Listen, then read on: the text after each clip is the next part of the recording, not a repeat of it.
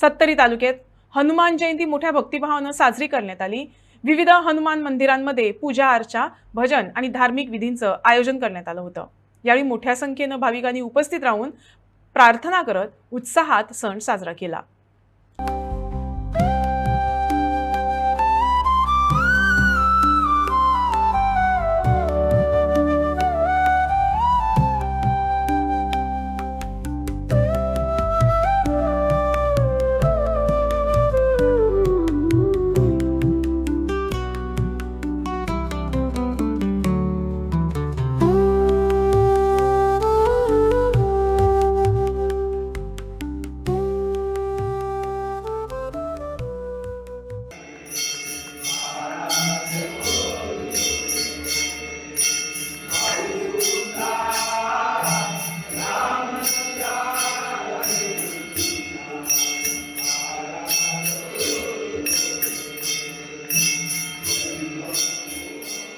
माझं नाव श्रीधर परशुराम जोग, राहणार झारखंड।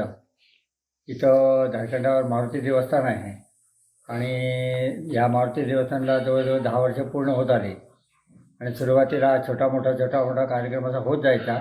आता तो मोठ्या प्रमाणात आहे, लोक भरपूर जमतात, मजेत कार्यक्रम होतो।